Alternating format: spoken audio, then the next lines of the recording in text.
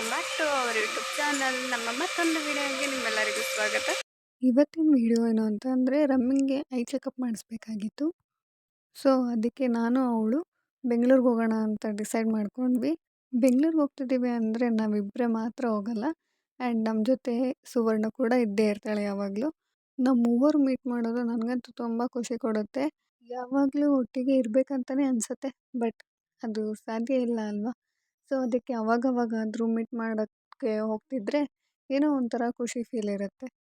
ಈ ರಮ್ಯಾ ಅಂತೂ ಮೊದಲೇ ಹೇಳಿದ್ಲು, ನಾರ್ಮಲ್ ಟೈಮ್ಗೆ ಹೋಗೋಣ, ಯಾವಾಗಲೂ ಕೆಲಸಕ್ಕೆ ಯಾವ ಟೈಮಲ್ಲಿ ಹೋಗ್ತೀವಿ ಅದೇ ಟೈಮಲ್ಲಿ ಹೋಗೋಣ ಅಂತ ಹೇಳಿಬಿಟ್ಟು ಅವಳೇ ಲೇಟಾಗಿ ಬಂದಳು.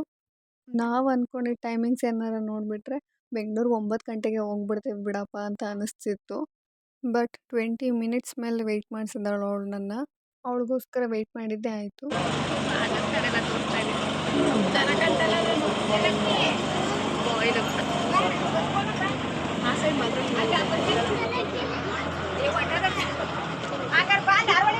ಈ ಸೈಡ್ ಮಾತ್ರ ಚೆನ್ನಾಗಿ ಬರ್ತದೆ, ಎಲ್ಲ ಸೈಡ್ ಬರ್ತದೆ. ನೀನು ಕಣ್ಣು ಹಾಕೊಂಡು ನೋಡ್ತಾ ಇದ್ದೀನಿ. ಇವಾಗ ತೆಗ್ದಿದೆಯಲ್ಲ, ಫೈನಲಿ ಬಸ್ ಹತ್ತದು. ಅದು ಆಫರ್ ಇಲ್ಲಿ ಸ್ಟಾರ್ಟ್ ಮಾಡ್ತೀನಿ. ನೀನು ಅಲ್ಲಿ ಬೇಕಾದ್ರೆ ಮಾಡ್ಕೋ, ನನ್ನ ವಿಡಿಯೋ ನಾನು ಇಲ್ಲ ಸ್ಟಾರ್ಟ್ ಮಾಡ್ತೀನಿ ಅಷ್ಟೇ. ಫೈನಲಿ ಮೆಟ್ರೋ ಹತ್ಕೊಂಡು ಎಲ್ಲಿಗೆ ಬಂದ್ವಿ? ಅದೇ ಒಟ್ಟಿಗೆದಪ್ಪ. ಎಲ್ಲಿಗೆ ಬಂದ್ವಿ ಹೇಳು? ಹಾಂ ನಾನು ಸ್ಟಾರ್ಟ್ ಮಾಡಿದ್ದೀನಲ್ಲ, ಸ್ಟಾರ್ಟ್ ಮಾಡೋಣ. ಬೇಡ ಬಾ, ನಂದು ಬೇರೆ ನಿಂದು ಬೇರೆ ಅಷ್ಟೇ. ರಮ್ಯನೇ ಕಾಣ್ತಲ್ಲ ಕರೆಕ್ಟ್ ಆಗಲ್ಲ. ಸೊ ನಾವಿವಾಗ ಬಂದಿರೋದು ವಿಡಿಯೋದಲ್ಲಿ ನನ್ನ ವಿಷಯನೇ ಹೇಳಿಲ್ಲ ಗೊತ್ತಾ.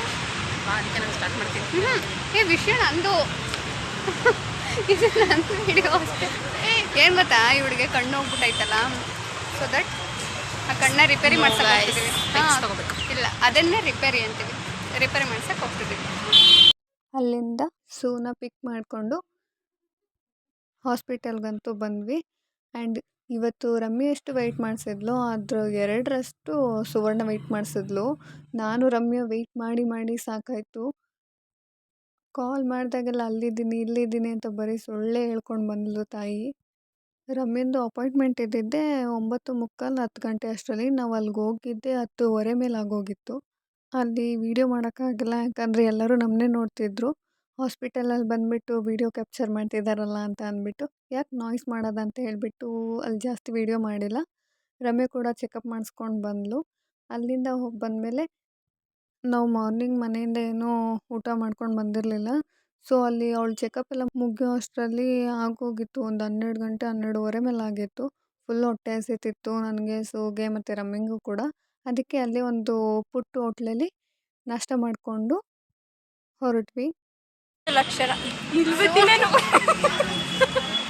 ಕಲ್ತಿದ್ವಿ ಅಂದರೆ ಯಾವ ಫ್ರೇಮಲ್ಲಿ ಚೆನ್ನಾಗಿ ಕಾಣ್ತೀವಿ ಅದನ್ನೆಲ್ಲ ತಿಳ್ಕೊಂಡು ಇಲ್ಲಿರೋ ಕ್ವಾಲಿಟಿಗೂ ಈ ಸೈಡು ಇಲ್ಲಿರೋ ಕ್ವಾಲಿಟಿಗೂ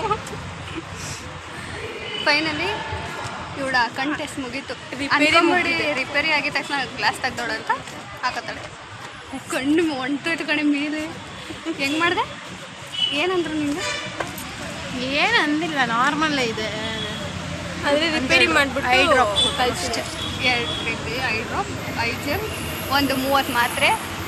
ಅದಷ್ಟಕ್ಕೆ 3000 ಆಯಿತು. ನಾನು ಅದು ಕಾಸು ನೋಡ್ಬಿಟ್ಟೇನೆ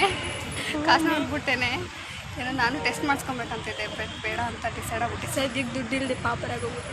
ಹೌದು, ಇವಳಿಗೂ ಅದೇ ಎತ್ತಿಟ್ಬಿಟ್ಟವಳು. ಅವಳಿಗೂ ಅದು ನಾನೇನು ತಗೊಂಡಿಲ್ಲ. ನಮ್ಮ ಸಂಘಕ್ಕೆ ನಿಮಗೆ ಸ್ವಾಗತ. ಆ್ಯಕ್ಚುಲಿ ಹುಡುಗು ಬಂದಿದೆ ಗೈಸ್. ಐಸೈಟ್ ಐತೆ ಇಲ್ಲ ಅಂತಲ್ಲ, ಅಷ್ಟು ದೂರದಲ್ಲಿ ಏನೂ ಕಾಣಲ್ಲ. ಒಂದು ಸ್ವಲ್ಪ ಈಗಲೇ ತೋರಿಸ್ಬಿಟ್ರೆ ಹೆಂಗೆ?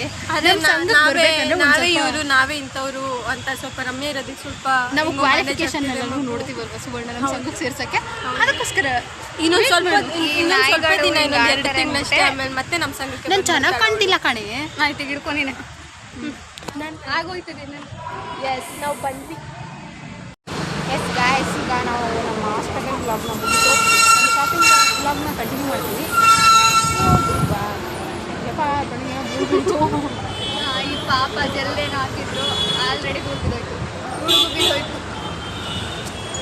ಇವಾಗ ಚೆನ್ನಾಗಿ ಚೆನ್ನಾಗೇ ಕಾಣ್ತಲ್ಲ ಇಲ್ಲಿಗೆ